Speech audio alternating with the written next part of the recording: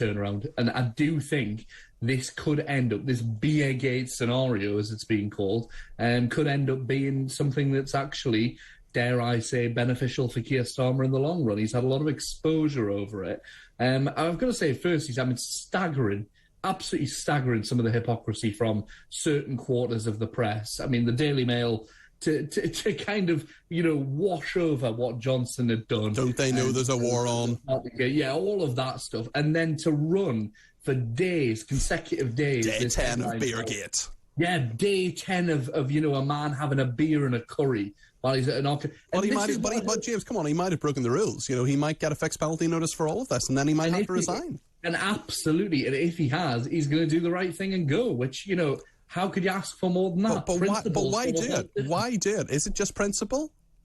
I think it's everything that, he's obviously been pushed into the position. I mean, looking at the position he was in, I don't think there was any other way forward than to do that, because it's saying, it's putting a clear line on the ground and saying, that's where Boris Johnson is, this is where I am. And there is a difference, and there has to be a difference between the electorate. I mean, you'll have been, knocking on doors and over the years and speaking to people on the phone who say all politicians are the same. Oh, can't stand it when people say that.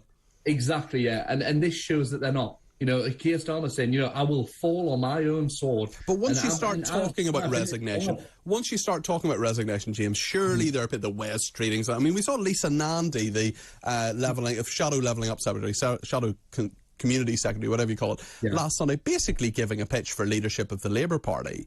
You have people like Sadiq Khan, you have people like Andy Burnham waiting in the wings. I mean, surely they will be rubbing their hands with glee, saying, he started talking about resignation. He may not resign on this, but people are thinking about the post-Keir Starmer Labour Party, and that's something that they're very, very interested in.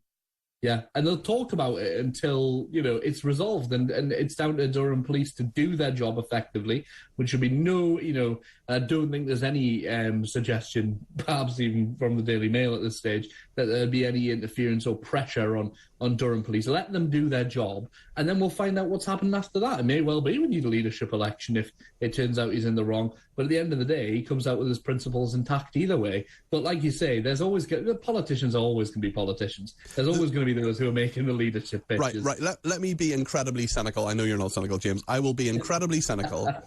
And I'll say, well, let's put the sort of four-dimensional chess aspect of this on. Right. So Keir Starmer knows he's never going to be Prime Minister, says, I'll fall on my sword if I need to fall on my sword. Then he falls on a sword. Let's say, for the sake of argument, he is given a fixed penalty notice. However, he emerges, people say, right, shouldn't have done an error of judgment, but actually principles intact. All this polling is saying that his principles are intact. Then, let's say Lisa Nandy or West Streeting or Sadiq Khan or whoever takes over as leader of the Labour Party. Then Keir Starmer comes back as maybe Justice Secretary, Attorney General, Home Secretary, something like that, in the next Labour administration. Is that too cynical? Is that the sort of four-dimensional chess aspect of this, or am I getting far too ahead of myself? I think to suggest, that would take quite a lot of there are a lot of what ifs there. A lot of what ifs, but also a lot of organisation and planning within the Labour Party to try and pull off some kind of grand scheme like that. You'd need quite a few people in it, and frankly, from what I've seen internally in the Labour Party, it would be a miracle if we were ever capable. And what I saw within government as well, I love all these people who say, there's a vast global conspiracy and the puppet masters. Like, that would require so much organisation, which when you look behind the curtain of government and political parties, you realise it's just not that organised.